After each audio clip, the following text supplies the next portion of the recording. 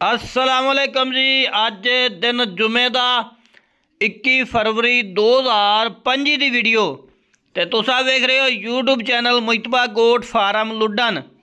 गुजारिश करांगा जेडे नवे दोस्त ने इस चैनल ते अगर हाली तक उन्हें इस चैनल मुजतबा गोट फार्म लुडन सबसक्राइब नहीं किया सबसक्राइब कर लो, नाल घंटे भी दबाओ ताकि हर नवी आने वाली वीडियो का नोटिफिकेशन सब तो पहले तुहाडे तक पहुँचता रहे।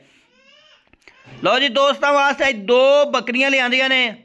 एक बकरी जनाब सूई हुई है, एक जी है वो 4 महीनों की गारंटी के नाल गब्बा ने।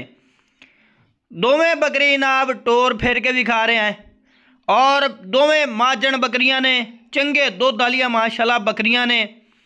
और कोई भी दोस्त दोवें बकरियां खरीदना चाहता है तो जनाब लोकेशन है लुडन शहर जिला विहाड़ी।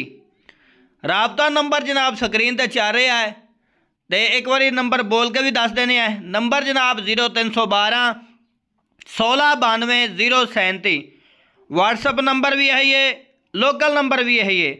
इत्थे आके कोई वेख के लवना चाहता है, इत्थे आके जनाब खरीद सकते हो। लोकेशन दस दी है, लुडन शहर है तो जिला भी विहाड़ी है तो तहसील भी विहाड़ी है। कोई वीडियो कॉल तो वेखना चाहता है तो दोवें बकरियां वीडियो कॉल तो भी जनाब तुसी वेख सकते हो। ए सामने वाली बकरी जनाब ये सूई हुई दे थले बच्चा है तो दूसरी जनाब बकरी तुहानूं चेक करा देने है।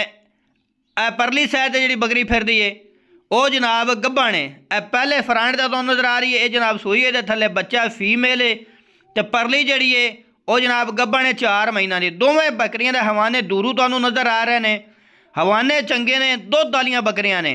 तो दोवें बकरियां माशाल्लाह प्योर मक्खी चीनी और चिपटे सिंह नकोड़े झालर वालियां बकरियां ने जनाब।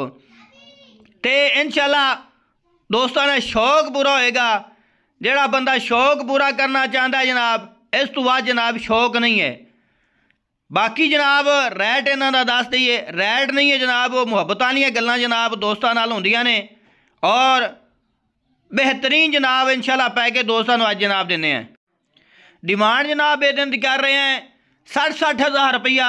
अगर कोई दोस्त दोवें इकट्ठियां खरीदेगा फाइनल जनाब उन्होंने 1,10,000 दियाँ लग जाएगियाँ, यानी 55-55 हज़ार दियाँ दोवें बकरियां मिल जाएगियाँ अगर दोवें इकट्ठियां लोगे। अगर एक लोगे फिर भी मिल जाएगी। बेहतर है कि दोवें इकट्ठियां लो और दोवें जनाब इक्के घर दियां ने, इक्के वाड़े दियां जनाब दोवें बकरियां ने और क्वालिटी वाली माशाल्लाह बकरियां ने। तो उम्मीद करना जनाब आज की तुहानूं वीडियो पसंद आएगी। इंशाल्लाह नवी वीडियो नाल फिर हाज़र होवांगे।